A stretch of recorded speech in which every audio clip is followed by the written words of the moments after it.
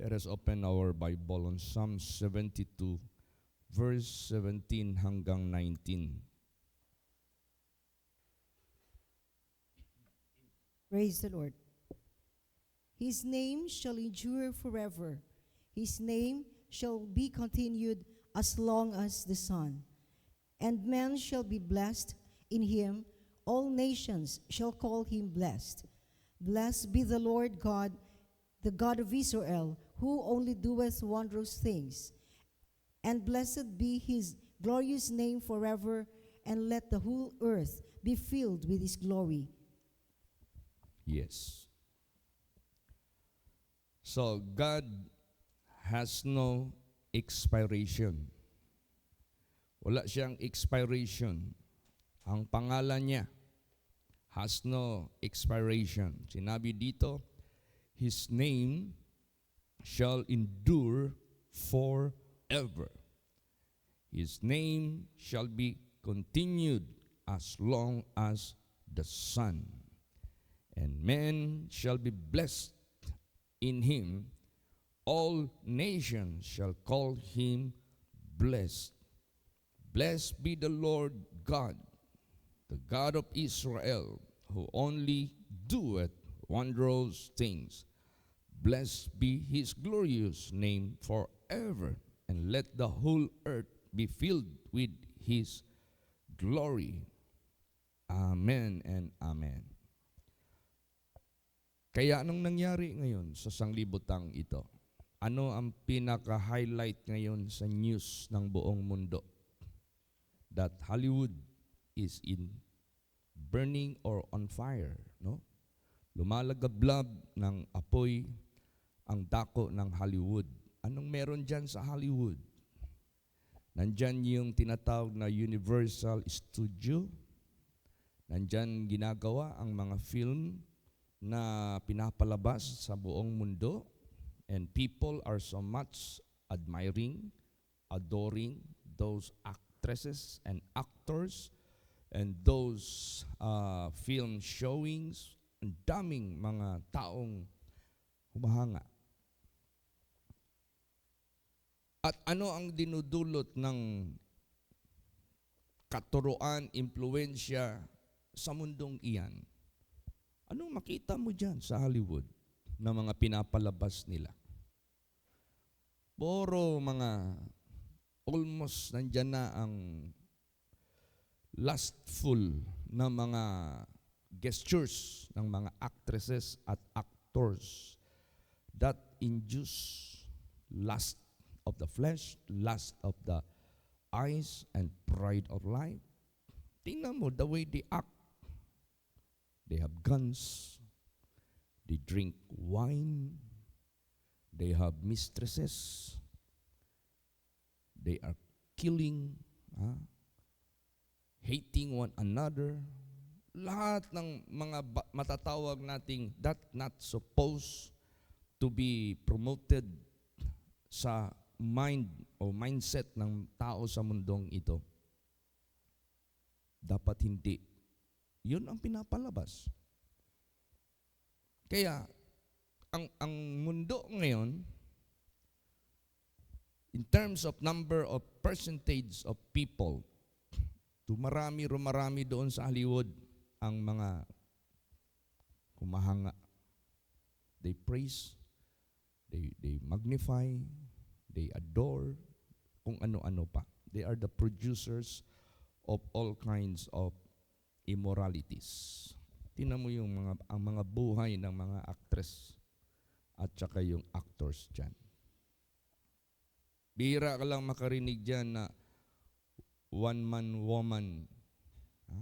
Puro palit ng palit. So, what kind of environment they are showing, what kind of environment they are spreading the entire people of the world.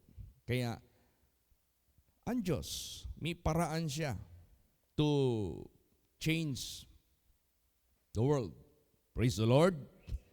Kumbaga pa, sinaway ng Diyos. Grabe, ang sunog doon. When in fact, we went that place. Dinala kami dyan ni Mark anak ni Sister Lida, yung Hollywood Hills. Nakarating kami dyan. Nagpa-picture pa kami background yung malaking karatula ng Hollywood. Oh, nakita pa namin yung mga museums dyan, yung dome na malaki. Oh, bundok yan eh.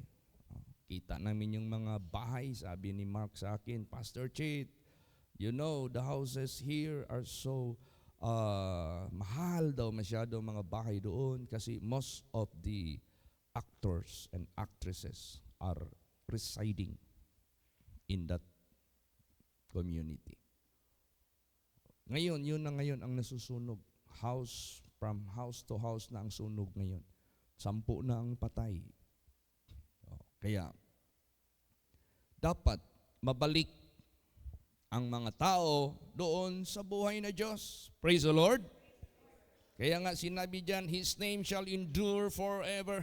His name not only being praised, not being worshipped in the old days, in the old times, but that must continue until the end of this world. Kailangan hindi yan ma-divert. Kailangan there should no and nothing that will arise in this world in place sa kapurihan sa Diyos. Wala. Dapat siya lang. Isa lang. At kung mayroon man tayong mga i-propagate, mayroon man tayong i-spread sa sanglibotang ito, it is pertaining His righteousness, it is pertaining His holiness, it is pertaining His glory, His honor. Hindi kay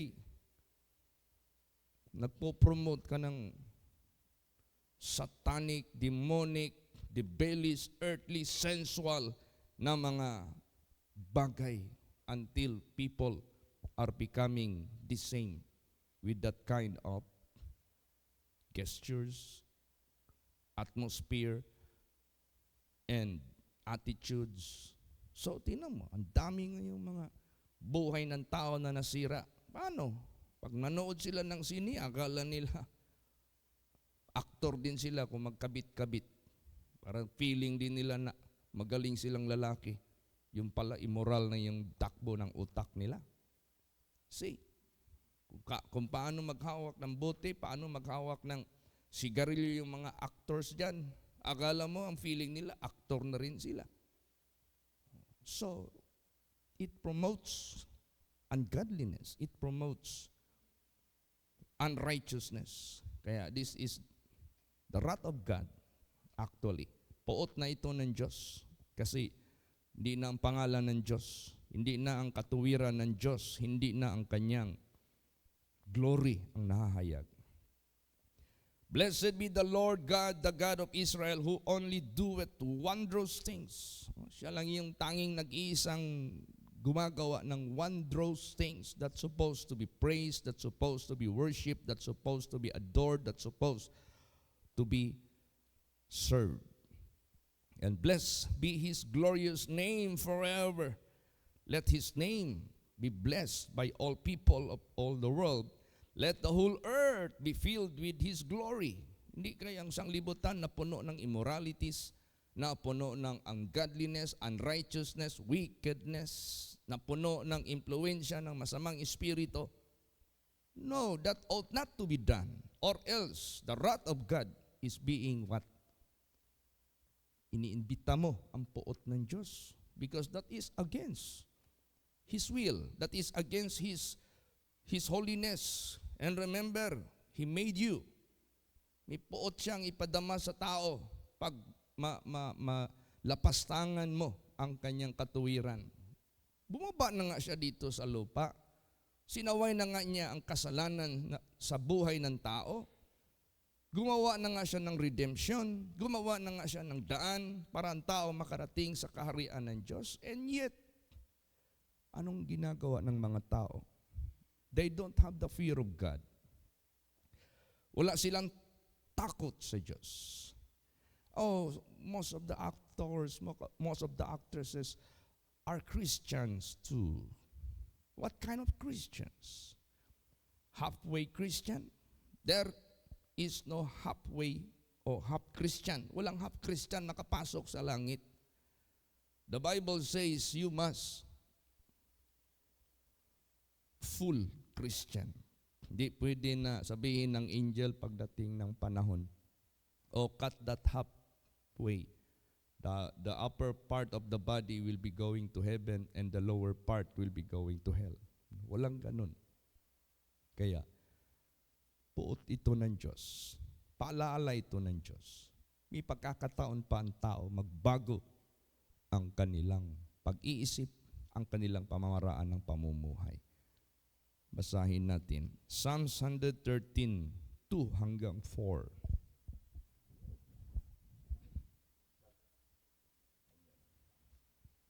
Praise the Lord. Blessed be the name of the Lord from this time forth and forevermore. From the rising of the sun unto the going down of the same, the Lord's name is to be praised. The Lord is high above all nations, and His glory above the heavens. Yan. Purihin ang pangalan ng Panginoon mula sa oras na ito hanggang sa walang katapusan. Hindi kay as the world is evolving, habang nag-i-evolve ang sanglibutang ito, the name of God is fading away. Hindi pwede na habang tumatagal ang mundo, the name of God is being blasphemed. Hindi kay habang tumatagal ang mundo, the commandments of God are being violated and being transgressed easily. Hindi pwede yun. Meron talagang ipapakita ang Diyos na paalaala sa buhay ng mundong ito. Meron talagang ipapakita ang Diyos na aksyon. Because He cannot give consent to any evil one. Hindi siya pwede magbigay ng consent sa anumang kasamaan sa sanglibutang ito. Kaya itong lahat ng mga pangyayaring ito, this is a call to the people of the world not to idolize, not to adore Hollywood that are being produced by the Hollywood na mga palabas dyan na hindi naman nababatay sa katuwiran ng Diyos, sa kapurihan ng Diyos. Puro lang mga kalukuhan, puro kabastusan, puro kalaswaan, puro kalikuan. Kaya dapat manatili ang kapurihan sa Panginoong Diyos. From the rising of the sun unto the going down of the same, the Lord's name is to be praised. The Lord is high above all nations, and His glory above the heavens. Tingnan mo, His glory is more than anything of this world because it reaches above the heavens. See, meaning to say, all those creatures of God above, that are above, recognizing Him and recognizing His power, recognizing His glory, recognizing His authority. Tayo pa. Praise the Lord. Tayo pa, hindi tayo mag-worship sa Kanya. Tayo pa, hindi tayo mag-behave sa Kanya with godly fear. Tayo pa. Anong pinapakita ng Hollywood? Anong pinapakita nila na mga senaryo sa mga paningin ng mga tao? At iba pa naman yan sila, pag magpakita ng magpalabas yan sila, ang dami nilang makukonbinsi. You know, I got a classmate and we were able to reach their residence in New Jersey. Alam mo anong trabaho niya? Kasi yung classmate ko na yan, when we were yet in high school, galing yan drawing. Classmate ko yan sa drafting, classmate ko yan sa fine arts. Siya yung pinakamagaling namin na classmate. Alam mo anong trabaho niya sa Amerika ngayon? Biko, Bobby mo yun. Bob, anong trabaho mo ngayon? Cheat. Meron akong kontrata. Saan? Hollywood. Bakit? Hollywood is film making yan sila eh. Producer yan sila ng mga palabas. Yes. Anong kontrata mo doon? Binibigyan nila ako ng job order. Ako yung nag-design ng mga effects. Anong effects? Kunyari, merong bubumbahan dyan. Yung pagputok. Nakala mo totoo talaga makita sa palabas sa sinehan. Siya yung gumagawa noon. Siya yung artist noon. Alam mo, Chet, dami ko ng kontrata galing sa kanila. Ako yung gumagawa ng mga artificial na mga effects. Yung magputok, yung kung ano-ano na lang. Tapos pinapasa ko sa kanila. Yun ang ginagamit. It seems it's real. Akala mo totoo. Akala mo totoo yung nabali ang tulay. Akala mo totoo yung bundok. Ganun. Basta parang realistic. Isa siya na gumagawa noon. Kaya ang Hollywood, puro ano yan. Halos lahat ginagawa nila not real. Puro ano yan sila. Para lang totoo. Kaya, ang mga tao na divert doon kasi sa sobrang galing ng kanilang mga pinapakita. Sa sobrang galing. Hindi basta-basta. Ang Panginoon, wala na. Hindi na wino-worship, hindi na kinakatakutan, hindi na talaga ina-adore ng husto. Parang naging ano sila ba? Naging karibal sila sa attention ng tao ng mundong ito. Kaya pagsasaway lang yan ng Diyos sa buong mundong ito. Let all promote the name of God. Let all must praise the Lord. Because He only doeth wondrous works. And even heaven that is above the earth and all that are therein recognizes Him. Praise the Lord. His glory above them. Kaya, tayo pa kaya. Basa pa, Habakkuk chapter 3 verse 3. Praise the Lord. God came from Teman, and the Holy One from Mount Paran. His glory covered the heavens, and the earth was full of His praise. See, ang dapat, ang mundong ito mapuno ng kapurihan para sa Diyos. Praise the Lord. Hindi kayang napupuri si Satanas na who is promoting immorality. Hindi kayang napopromote si Satanas na who is promoting abominations. Hindi kay ang sanglibutang ito napuno na ng karumihan, kasalanan, lahat ng mga kamunduhan. No, this ought not to happen. Dapat hindi yan ang mangyari or else matitikman mo talaga ang puot ng Diyos. The wrath of God will be revealed against anyone who is ungodly and unrighteous. His glory covered the heavens. Imagine that. All the heavens covered by His glory. Because it is by His power, it is by His strength, it is by His wisdom, it is by His words, they were created. And His glory covered all the heavens. And the earth was full of His praise. Dapat ganun ang mangyari. Mapuno ng kapurihan ang mundong ito. Kapurihan sa naglalang ng lahat. So, kaya ang Diyos, hindi pwede na walang gagawin. No? Hindi man pwede yung ganun. God cannot give consent. Kung nagibigay pa siya ng consent sa kasamaan, walang maimpirno. Kung nagbibigay pa siya ng approval at consent sa mga masasama, hindi niya ilaglag si Lucifer. See? Kasi pag hindi nag-action ang Diyos, it seems God is supporting evil. It seems He is giving consent. So, wala na. Unrighteous na ang Diyos. Wicked na rin ang Diyos. Ay hindi. Basahin natin ang Bible. Kaso, medyo naaantala lang ang judgment ng Diyos because He is giving chance. Chance to all people na mag-repent. Chance to all people na makarinig ng gospel. Kaya kinakailangan itong ministry na binigay ng Diyos sa atin, let us always pray. Let us always be ready for the gospel. Magkakaroon ng mahaul yung Word of God saan-saan mang dako sa mundong ito.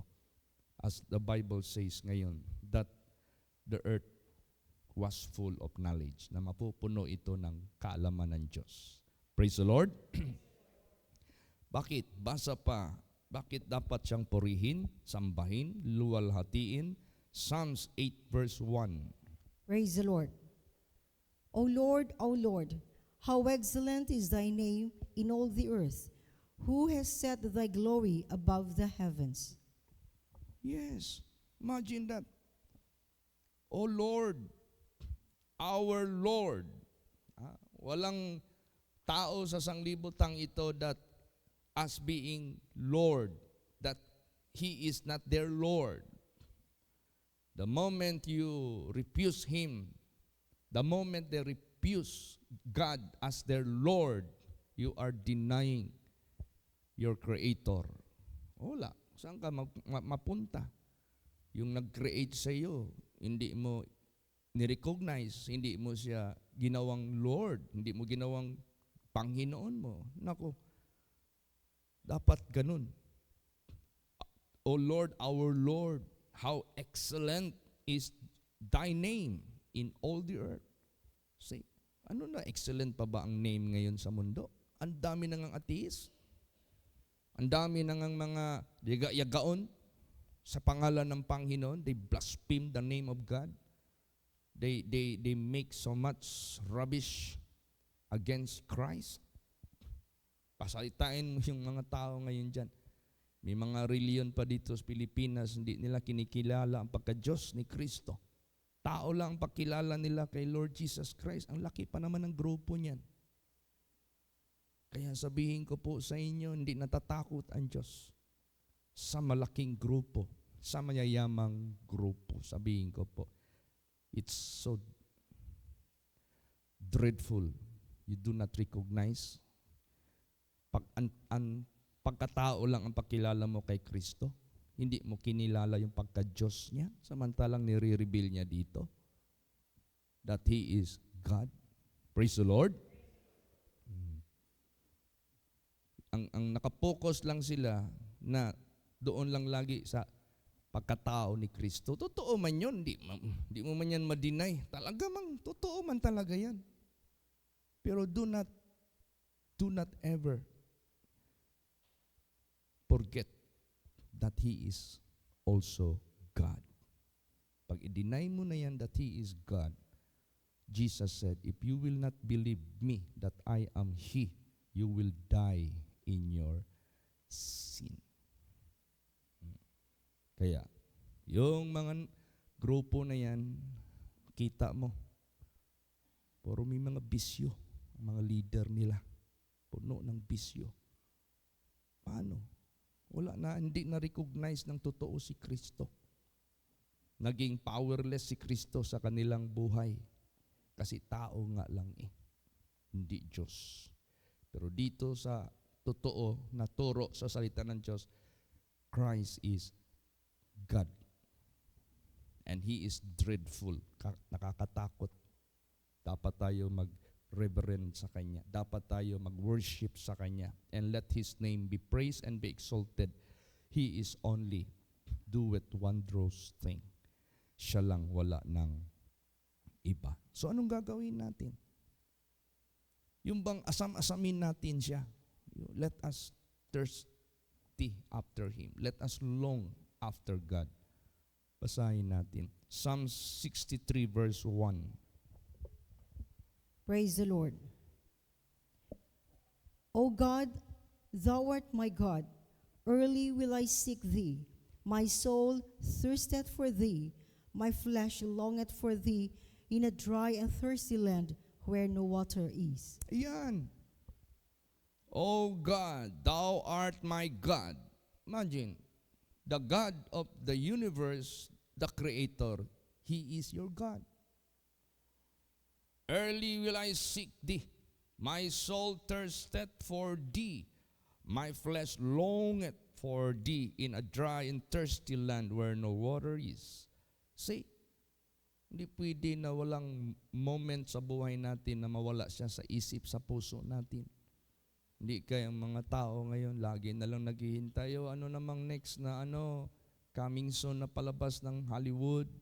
Puro lang naghihintay. Yan man ako noon. Pag magbinta ako ng newspaper, siyempre ako na nagbebenta ng newspaper, hawak ko na yung newspaper. Saan ako magtingin? Doon kagad sa mga advertisement kung anong palabas sa sinihan. May passes pa naman ako sa sinihan. Doon lagi ako nakapokus, always waiting.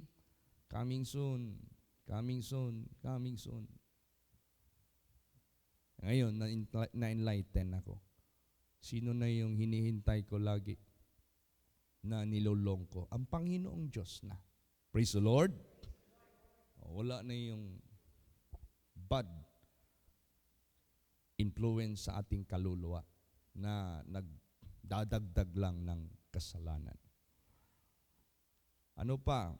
Psalms 145:1, pakibasa. Praise the Lord. I will extol thee, my God, O King, and I will bless thy name forever and ever.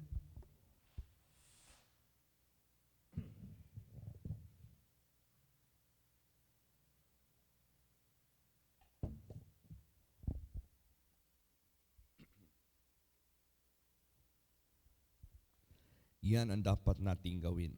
I will extol thee or exalt thee, my God, O King. I will bless thy name forever and ever. Ito ang dapat nasa bawat tao sa mundong ito na nilalang niya. Ito ang kanyang gustong makita sa lahat. Hindi na eh. Iba na. Kaya noon, pag makakita ka ng mga imahin ng mga demonyo, para bang nandidiri ka. Pero ngayon, wala na. Parang ina-adore pa ng mga tao ang imahin ng demonyo. Pinupuri pa nila si Lucifer. Rumarami pa ang mga believers ni Lucifer. Rumarami pa naging membro ng satanic church ngayon. They are so proud. And mga branches na mga membro nila, yung mga LGBT, yung mga sanga, mga LGBT, na hindi kumikilala ng kabanalan ng Diyos. Karamihan ng kanilang mga membro, mga sugarol, mga membro nila, mga addict. And they enjoy the privilege of being sinner sa kautusan ng Diyos, and they worship Lucifer because Lucifer is so kind to them, so understanding to them, because giving them the enjoyment in all the pleasures of this world. Kaya si Satanas ang pinuri nilang sinasamba nila. Ayaw nila sa Diyos kasi pinipigilan sila. Ayaw nila ang Diyos kasi God is causing them to suffer so much, not to enjoy the privilege of the pleasures of this world. O yun, magpili tayo. Piliin mo yung panandali ang ligaya, walang hanggang hapis, o yung panandali ang pagtitiis, walang hanggang kaligayahan. Di ba sinabi dyan, love not the world, neither the things that are in this world, for all that are here on this world, lust of the flesh, lust of the eyes, and the pride of life. Yan yung wino-worship ng mga tao na pinopromote ni Lucifer. That is why they make Lucifer as their leader and their God. That is not of the Father. That is of the world.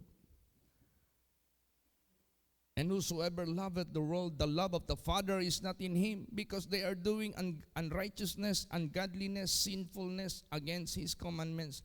That is not of the Father. That is of the world, led by Satan. The world passeth away and the lust thereof, but whosoever doeth the will of the Father abideth forever. O pili ka. Praise the Lord. Pili ka ngayon. Ngayon, minumove ng Diyos ang mundong ito, tinataiog niya. Yung bang sinishake niya, pinakita niya ang Hollywood, kaya niyang sunugin parang Sodom and Gomorrah. Hindi niyo ba nakita sa picture na Lumalagablab yung Hollywood na yan ngayon. Okay lang kung bundok lang yun. Pakita mo yung mga roads, may mga bahay, yun ang maapoy. It is the residential places ang nasusunog. And still going on. Kaya, malaking ano ito talaga sa mundong ito. Impact sa buong mundo. Ngayon, ang gawin ng mga tao, yung example ni Paul sa buhay niya, Paul was ungodly man. Paul was a sinner. Pero anong ginawa niya? Nakilala na niya si Kristo. Iniwanan niya lahat. May mga artista man din na nag-born again. May mga artista man din na huminto na rin sa makamundong pamumuhay. May mga iilan. O dapat ganun ang lahat ng gawin ng mundong ito. Praise the Lord. Sara na yung, ano na yan, Hollywood, Universal Studio na yan. Palitan na lahat ng mga actors, actresses mag-preach, maghayag na ng righteousness ng Diyos, magbagong buhay na. Ipakita natin yung holiness ng Diyos. Dapat ganun ang mangyari. So, like Paul, anong ginawa ni Paul? Basa Philippians 3:8. Praise the Lord. Yea, doubtless, and I count all things but loss for the excellency of the knowledge of Christ Jesus my Lord, for whom I have suffered the loss of all things, and do count them but dung, that I may win Christ. See? Kung nakilala mo si Kristo, that He is your personal Savior, who love you, so much love. Yung umibig sa iyo na grabing pag-ibig. Now, para ma-win mo si Kristo, ma-avail mo yung kanyang gustong iparating sa iyo. Taligdan mo talaga lahat. You have to suffer the loss of all your pride, of all your fame, of all your abilities, and everything that you have gained of this world. Sacrifice it. Never mind, hindi ka maging sikat. Never mind, hindi ka maging center attraction ng mundong ito na pinupuri ng mga tao. Forget it. Basta maano mo lang si Kristo. Ganun. But the question is, can they do it? Magawa kaya ng mga tao yan? You should do that. Dapat gawin talaga. Hindi lang kay Paul, but to all people of the world. Siya lang nag-iisang makapangyarihan, ang Diyos. Basahin natin Revelation 19 verse 6. Praise the Lord. And I heard, as it were, the voice of a great multitude, and as the voice of many waters, and as the voice of mighty thunderings, saying, Alleluia, for the Lord God omnipotent reigneth. Yes, omnipotent, all power, all almighty. He is God alone who doeth wondrous works. Basa pa. Psalms 148:13. Praise the Lord. Let them praise the name of the Lord, for His name alone is excellent. His glory is above the earth and heaven. Yan, wala nang iba. Let them praise the name of the Lord, not the Hollywood. For His name alone is excellent. His glory is above the earth and heaven. He must be recognized. He must be worshipped. And He must be extolled. And He must be praised. And He must be obeyed. No? Dapat siya ang sundin. Last verses, Psalms 57:10 hanggang 11. Praise the Lord. For Thy mercy is great unto the heavens, and Thy truth unto the clouds. Be Thou exalted, O God, above the heavens. Let Thy glory be above all the earth. Ganon ang dapat. For Thy mercy is great unto heavens, and Thy truth unto the clouds. Grabe yung mercy niya. Even unto heavens, yes, He made His mercy there. Even unto the clouds. Be thou exalted, O God, above the heavens. Let thy glory be above all the earth. Kaya, isang paalaala ng Diyos sa buong mundong ito. Let no one take the place of God. Siya lang, wala nang iba.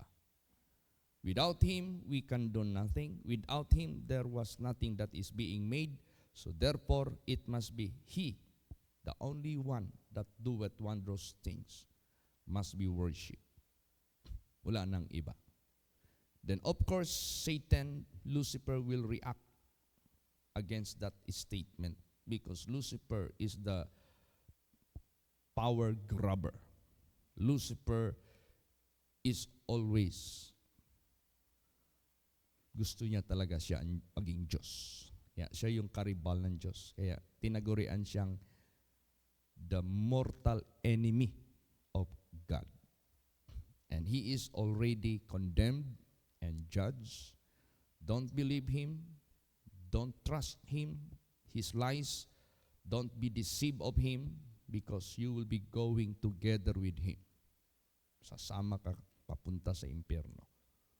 Kaya sa buhay natin, let us extol God. Let us exalt God. Let us proclaim God. Para sa ganun matabunan ang earth ng kanyang knowledge. Praise the Lord. Yan ang ating laging i-pray. God will do it according to His word. Amen? Praise the Lord. So let's pray that this Hollywood that are being affected, not only those who are in that place, but even all the eyes of the people of the world that are seeing of this great destruction by fire will ponder, no? Mag-isip na sila. Mag-change na ng course. Mag-change na ng mindset. Because of those things, na-divert na ang tao sa kapurihan sa tao, na-divert na ang tao sa maling direksyon na impluensya. Dito tayo mag-focus sa Bible. Dito tayo mag-focus sa Word of God. Dito tayo mag-focus sa ating Creator. He will guide us. He will direct us in the right way, in the right place, in the right eternal benefit.